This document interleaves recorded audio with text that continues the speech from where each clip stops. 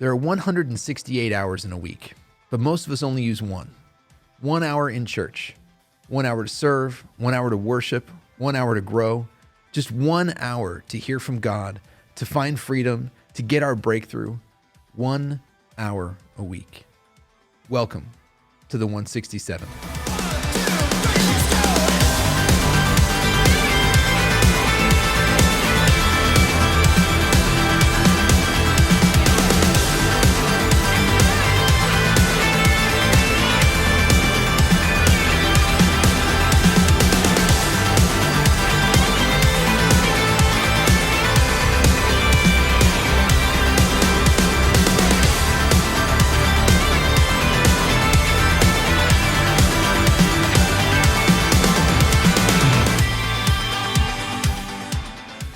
Welcome to our first podcast, the 167. Awesome. Glad to be here. I'm excited to see what God's going to do through this new podcast. I am super stoked. Like on a scale of 1 to 10, how excited are you? To be honest, probably a 7 or an 8. I'm probably not where are you? 9.3. 9 point. Yeah, I'm probably 7 or 8. And honestly, it's because I'm not a super big like podcast lover. It's all new to me. I'm not, trendy like you are. You're so humble. Yeah. You're like the humblest guy I know. I know. But yeah, I try. We try to be trendy around here. But yeah, we're starting this new thing. It's a new adventure for us. So we're going to kind of work with it. We're going to form it as we go. But we wanted to spend some time at the beginning of this kind of talking about what our goals are, what we're doing, and what does this even mean? We're talking about it's called the 167. So we said there's 168 hours in a week. We spend one of them in church. Like most people, they spend 1 hour, they get one sermon, one worship set, maybe they serve 1 hour a week. But so what we really want to do is move out into the 167. So my first question that we kind of have, and I'd love to talk about is, why is the 1 hour not enough for 1 week? Well, to me, ultimately, it goes back to the teaching of Jesus in John 15, where he says, abide in me and I will abide in you. So it's all about abiding.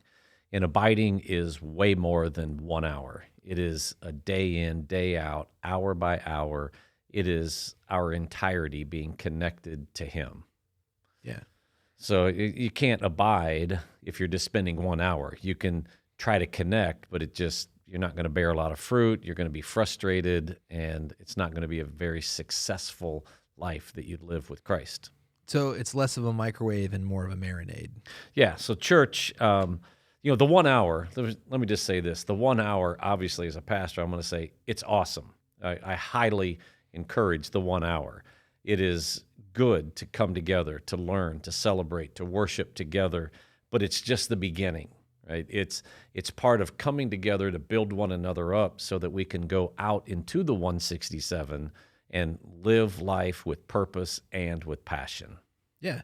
I would think that if anybody would understand this, it's people that live in Kansas City, because like what we do here is we barbecue, and it's like you can tell the difference between something that you threw on the grill and something that you smoked all night. It sat in those juices. You took the time to put the drive. Like when you take your time to craft something, I think that it always comes out with a better result. But we tend to just microwave our Christianity. Like we just want that quick Jesus fix, and then we go out, and I just think it's a huge point of discouragement for a lot of people. Like they come out and they're like, Pastor, you talk about this on Sunday, you talk about hearing from God, you talk about these things, but I don't get those results in my life. Yeah, and I think a lot of it is wrapped around this idea of, or this thing in Scripture about spiritual warfare and the attacks, and that typically happens in the 167, not in the hour that we're worshiping. It's when we walk out to the car and when we hear the lion who's roaring and prowling around. It's those arrows that are being shot at us from the enemy. Once we walk outside of the worship service, that's when it tends to get real, and those spiritual attacks happen out there in the 167. So I agree. Like I think that you might get maybe a sting of conviction. Maybe you're having a problem getting your kids in the car on Sunday morning. That's not the attack we're talking about, though. We're talking about, that temptation, that those flirtatious things with evil. And it's like, usually that's not happening while we're singing How Great Is Our God. Like Exactly. usually you're at the grocery store, you're at home alone, you're looking at what to watch on TV. And it's like, those are the times that we really need Jesus and we need our community, stuff like that. But ironically, that's not when we're there. It's out in the open, out in the wild. Yeah, I know this will probably come to a shock to everybody who's tuning in, but for me, it goes back to Romans chapter 12. Oh my gosh, here I we know. go. It's about us. It's about me presenting my body as a living and holy sacrifice. That requires that I'm abiding with Him, that I'm giving everything that I have to Him day in and day out. It's a living and holy sacrifice. And for me, it's not about the entirety of the 167. It's really about the 6 or 7. It's about those individual 1-hour segments here and there throughout the week where I just, I feel a little depleted. I feel selfish, and I honestly just want to do whatever I want to do. And the enemy is out there prowling around waiting for that opportunity. So I have to make sure that I'm connected, during the 167. So in those hours that I'm feeling a little weak, I'm not totally disconnected. I have a resource. I have a way to kind of refresh myself and to stay on track. That's good. I want you to say that again one more time. It's not about the 167. It's about the 6 or 7. Yeah. I mean, it's always those things where it's like, you be doing good. And I feel like there's so much guilt and shame in that as well, is I'm doing good. I'm doing great. I'm in the Word. I'm living this Christian life. And there's that 1 hour, that one moment where I'm just like, I could do that. And it's really hard to keep your guard up 167 hours of the week. It's really easy to let your guard down. That's why it's important to have resources like the 167 podcast or friends or Bible reading plans or whatever resources that are available, just to make sure that, in those moments when you feel weak, that there's someone or something there to kind of lift you up and to help you stay strong. So tell me, like, for you personally, so you're in the 167, you want to feel that refreshment, you want to feel that encouragement, maybe some learning, discipleship, some teaching. What do you use to keep yourself refreshed? Yeah, I listen to some music. I enjoy music. I'll listen to some elevation worship or Bethel music or whatever. So I enjoy that, but typically, and I know this is going to sound really nerdy and pastoral, but I like to listen to sermons. It inspires me. It refreshes me. And when I listen to sermons, I listen for content to inspire me, but I also I learn from other pastors. So I love to listen to the way they speak and things that they use for illustrations and how they weave, a little bit like Jesus using the parables. And it just, for me, it's just a good way to stay encouraged and refreshed and focused on the calling that God has for my life. That's good. What other, like those other pastors that inspire you? Some of them local, maybe?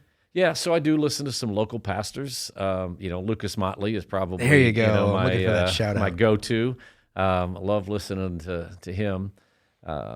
I am equally inspired by a local pastor. Yes, I'm sure you are.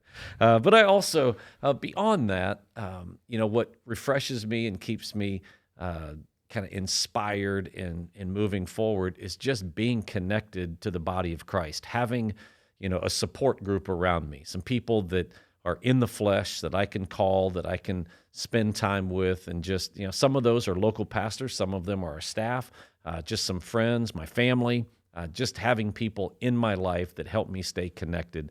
That's super important to me. So it's less about choosing the right tool or the right genre and more about just taking time to refocus, to kind of, in those moments of temptation, in those moments of somebody coming, the enemy coming at you and going, hey, you should be depressed. You should be, to go, no. I'm going to focus over here. I'm going to put my focus on Christ. Sure. Every one of us are created a little bit different. Like, we're all unique. So what works for you may not work for me. Some people love podcasts. Some people are, not so much. Other people just, they can't get enough music in them, and some people could really care less. So it's not about the genre. It's not about the specific thing. It's about the thing. Find the thing for you. to help you through the 167. And if this is part of it, that's awesome.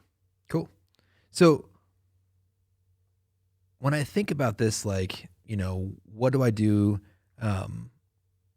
in these moments where I'm out here, I'm out on my own, I'm in the wild.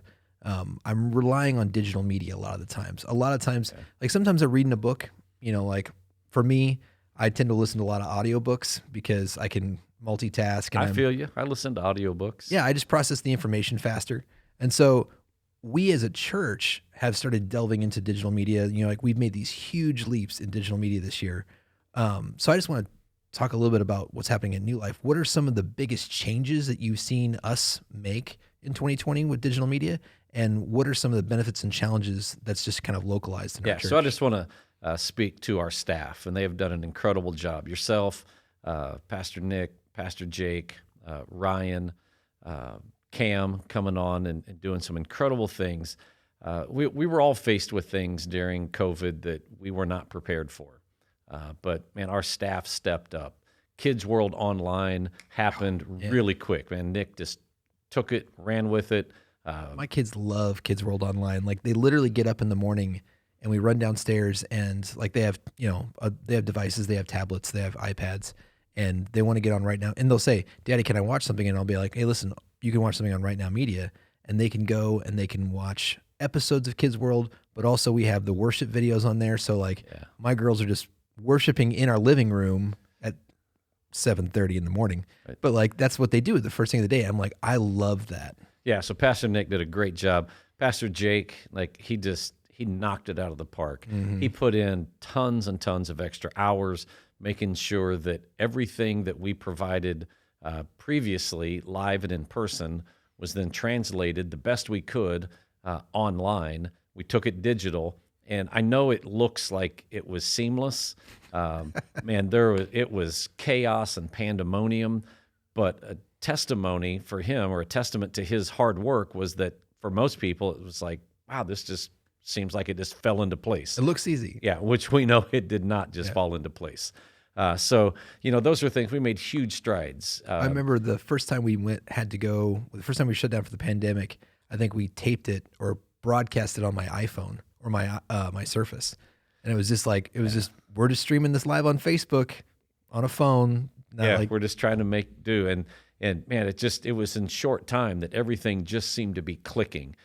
We made Right Now Media available. That's something that you put a lot of effort into to make sure that we were partnering with our church family in the discipleship process, giving them resources that they could access from home when they didn't have to get out and come to church. So we've made huge strides, and kudos to our entire staff. They did a great job. So when we're going through this, you said something to me before that you talked about that discipleship is like the facets of a diamond. Can you tell me a little bit more about that? Yeah. So discipleship, again, isn't just, hey, I just need to find this one thing and that's the answer. Discipleship is this journey that we're on with Christ. And every day we're faced with something new, and we need to discover new truths, something that God has already revealed in Scripture that we just haven't been made aware of, we've overlooked. And if I hear a pastor, if I listen to a song, if I'm sitting down with another person, just sharing my story, then I'm listening for the voice of God through that and the leading of the Holy Spirit. And it's going to look a little different today than it looked yesterday. It's still God. It's just a little different perspective that I'm getting based on whatever the circumstances or the challenges that I'm facing for that day. But if you always look like, hey, I just have to do this one thing, you're probably going to miss maybe something that God has for you for that day. Yeah, and I think people go through seasons for you too. It's like this could be a season, like sometimes I do that where I get in my car, I'm going somewhere and I'm like, yeah, I should catch up on my podcast. And then I'm like, man, I just want to praise, like I just want to put on something, I've had a hard day. I don't want to think about something. I just want to just worship. Yeah. And if this 20 or 30 minute podcast is one of those facets of the diamond and it is instrumental in helping someone develop their relationship with Christ, then for me, it is well worth the time and investment. Well, what's crazy to me is I feel like those times that we're low, those times that we need that refreshment, that refocusing, a lot of times what we choose to do is to do like when you talked about those 6 or 7, where it's like, oh yeah, I'm just going to binge something on Netflix. I'm going to turn my brain off. I'm going to, like do something that are probably, it's the junk food. It's the mental junk food. And it's like, rather like, why wouldn't we come back to something that refreshes us spiritually? Yeah. So this isn't the end all be all. It's important to us, or we wouldn't be doing it. But yeah, it's just a small part, and hopefully people do come back to it from time to time. They're refreshed. They get something that's worthwhile. They go out, they put it into practice, and they are able to be successful for that day. Excellent. I'm really excited about it. I know you are. I think this is going to be great. I'm excited for you. Yeah, we're excited for everybody that's watching and listening. Like, we're excited. We want to hear your stories. So we're just getting started, and this is going to be, I think, just a fantastic thing. Hey, I'm looking forward to the next 75 or 100 or 200 episodes. The next 167 of them. Boom. Oh, there we go. Hey, what's up? Hey, we're in our brand new segment on the 167 podcast called For the Culture. I'm Pastor Cam. This is Ryan, and this is Pastor Lucas here. They're joining us. For this segment, we are talking about some piece of the culture. And so we want to do this because sometimes things that culture are confusing. Sometimes you don't know what's happening. And so we want to talk about it, get some collective thoughts about it. And hopefully this will help you guys as we get ready, as we navigate the culture around us. And hopefully if you're a parent here of teenagers or kids or whatever, you guys can help you have conversations about life. I don't know. Yeah. All this cool stuff. Skibbity paps. Skibbity paps. It's cool. We have fun here. Cool. So for this segment, this particular one, I want to bring up the growing concern, the growing thing that we all know and we hear all over the place, especially right now, is the famous cancel culture. Cancel culture. Cancel I think culture. my favorite part about cancel culture right now is that people pretend it doesn't. They're like, by the way, you can't do this. Also, cancel culture doesn't exist. Oh, yeah. Yeah, I think one of the biggest frustrations that I experience with it, and I'm sure that you guys would share, is that it's referred to as a culture, but generally comes from one or two people writing an article somewhere or saying something about it on a program, and then all of a sudden it's like, you know what, let's just do away with everything in the history of this. Let's just do it. Any future of this, we'll just cancel it. I love that. I just read an article. It was about like some doctor did something, and so like this is a legit guy that like writes for like a medical journal, got canceled, and it was like the headline was Twitter reprimands. But I'm like, Twitter, like who cares what Twitter? Like some 12-year-old on Twitter got some. Like who cares? Yeah, I think that just goes to show the point that cancel culture is driven by fear. Like fear that if you now talk about what they think should be canceled, then you're going to be canceled. So you'd rather be safe and just cancel it as well than to keep it alive, or to be like, you know what, I'm not doing that. They'd be like, well, you're canceled. Yeah, canceled.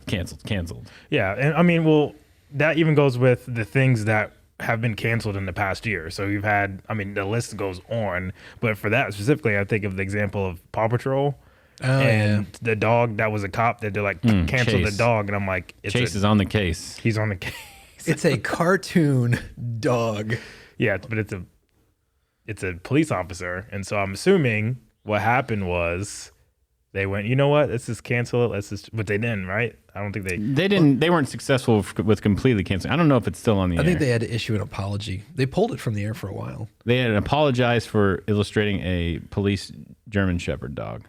And it all stemmed from George Floyd incident, I believe, is what it came from. Yeah, all the stuff that happened this summer and this year. But I think what's interesting though is if you actually watch the trend. So like, I can't remember who was the country music star that just got canceled because they had a video of him. He was like drunk. He said he was on like a 3-day bender, and then he ended up using the N-word. Oh, I know. I don't remember his name, but I think I've seen what you're talking about. But like his record sales now, they said it's through the roof 3 weeks running.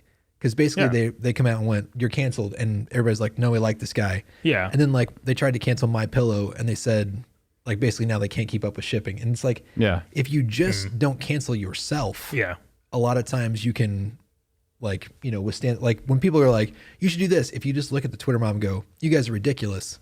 Usually nothing happens. Yeah. But it's people who are really self-canceling where it's like the Dr. Seuss Foundation where they're like, somebody somewhere dug up something and was like, I'm offended by this art. And so the Dr. Seuss thing was like, oh no, we'll take that. You know, like if they just would have went, yeah, I don't think so. Right. What are you going to do about it? Yeah. Well, the interesting about the Dr. Seuss thing is the fact that, and I haven't like listened to a podcast about it. I'm not going to plug that podcast because I don't remember what it is, but It's all right. But you should listen to this podcast. He's listened to this podcast and that podcast. But what they were talking about was how people were bringing up the past in that culture of that society and bringing it to current. And they were talking about Dr. Seuss and all these things and how you made like racist caricatures and everything.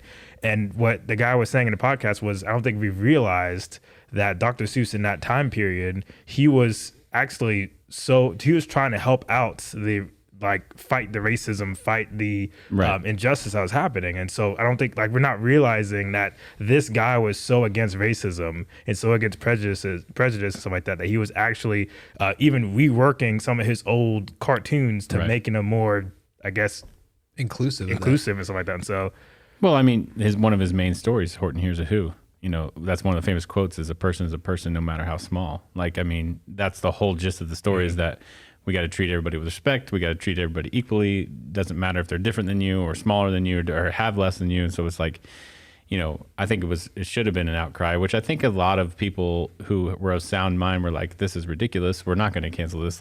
And I think Dr. Seuss Day actually came like a few days after that. So I was glad to see that it was still a...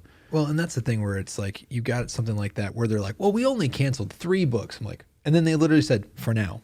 And I'm like, what? Like a threat. Yeah. I'm like we're still looking into the rest of them. We can find, you know, like Green Eggs and Ham. I'm sure there's something in there. Yeah. It's like, we'll take that out. But to your point about like, it's not the culture is Dr. Seuss sales went through the roof. Yep. And the 3 books that got canceled, people were selling them on eBay for $1,500 a book. And it's like, people want this. And it's like, you know, it's that thing where it's like there's one person that's spoiling, you know, like. Yeah. But then you get to that whole thing where you get to things that probably should not be out in the limelight that people try to cancel, and then it brings more attention to them. So, like, for example, it's like the cancel Netflix thing when the Tots and Tiaras or whatever. That, you know what I'm talking about? Oh, they started Cuties. Yeah, cuties. But what happened was More people watched Yeah, Cuties. that was like the number one thing that people were watching because people wanted to see. Well, it's like anything. You tell somebody they can't do it, they're going to go do it just to see why you're saying, why can't I do this? So it's like, I don't get the purpose of it. Well, and it's like, I think there are legitimate conversations to have. And rather than somebody on high going, yeah, you can't, this is now contraband. Yeah. It's like, you know, I'm always a fan of more conversation is better. You know, it's like, but like I said, that's the thing where I'm like, we as a country, you can see pornography for free on the internet, but we're going to ban, you know, we're going to make it so you can't, you know, procure a Dr. Seuss book. I mean, like, that's crazy. Yeah. So my question for you guys are older than I am. We're not going to say by how much. We're not going to say by how much. We're older men of the culture. Yeah, older men. So my question for you guys is, how do you guys feel when you're seeing some of these people or some of these things that you've probably grown up with start to become canceled, or there's things that are coming out of the limelight and about these organizations or people or whatever, and you're like, oh, I didn't know about this and it's getting canceled. Like, how do you guys feel about that? I mean, I think there's frustrations, obviously, but there are some things where I'm like, yeah, you know what? I'm okay with that. That probably should not be something that is considered okay, but I'm never against canceling history because obviously that's how we learn. Yeah. You know, there's so much about things that they just want to cancel and get rid of and take out of books. And I'm like, if we don't let our future generations see how we messed up in the past, how in the world will they not repeat that? Because, you know, you're doomed to repeat it if you don't know that's a bad thing. So, you know, like I said, there are frustrations. There are things that I'm like, you know what, I could see why that's not a good thing, but don't just delete it. Yeah. Because we need it there as a lesson, you know. Well, that's the thing. Like, I'll be honest. Like, sometimes I'm old enough that like I feel like I'm taking crazy pills. Sometimes. How old? No, I'm just kidding. But I mean, like, literally, like I will read a story that says such and such college now has separate, you know, student centers for people of color and white people, and they had there's a high school that had graduation that was only for people of color and an all white graduation. And I'm like, yeah, I think water fountains should be the next thing. You know, like what are you doing? Like, Right. So I grew up like in the 90s and early 2000s. There was such this sense of hope that it was like,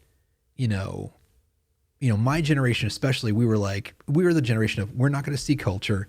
I'm going to recognize you for your personality and what values that you have and all these different things. It was, meritocracy, those kind of things. And we're going to help each other. We're going to treat each other like, it's the people are people, no matter, like that Right. was what we were raised with. And, even up to the point where, Barack Obama was elected president and we were like, hey, look at this. And like, literally there was this sense of, we did it.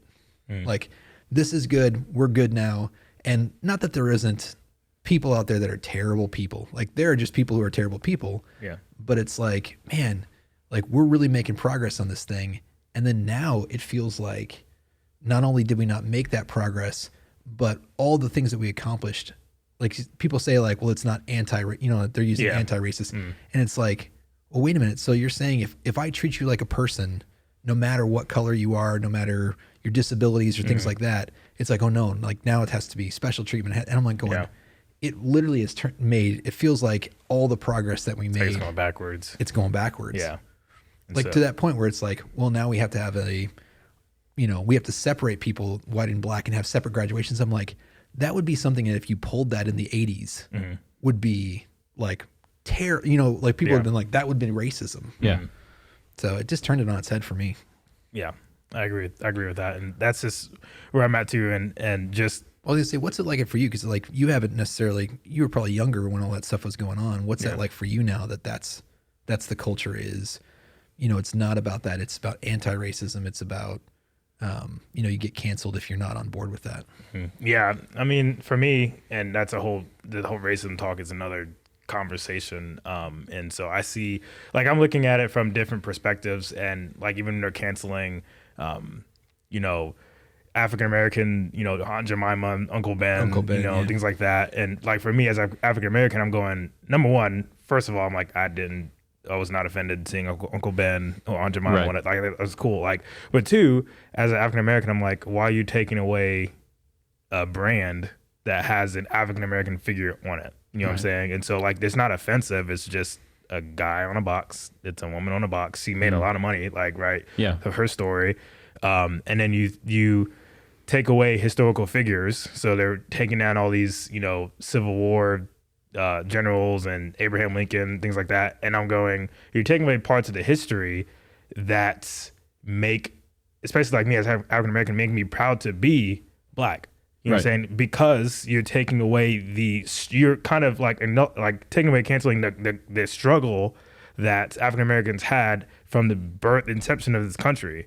And so we had 400 years of slavery. You had, was it long 400 years of slavery? Or I'm thinking about, I'm going way Biblical. Well, we had, my bad. This country's like, only 250 years old. Yeah, but 400 years of slavery. Not. Well, I mean, into the colonies, it did. Yeah. So there was years of slavery going on.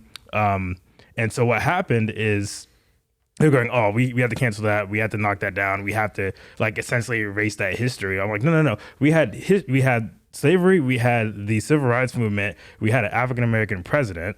And there's so much with that. There's so much like, okay, like, struggle and victory with that. Why would you take that away? Right. Why would you want to just say, you know what, that was offensive. That was bad. I'm sorry we did that. Blah, blah, blah. Like, And so our answer would be like, yes, it was a horribly offensive time, yeah. but you don't take it away. To cancel something and, to try to erase it, it's just a recipe for disaster. Like you wouldn't do that, say, like if you have children and you're raising children, they make a mistake. You wouldn't be like, you know what, let's just erase that. That never happened.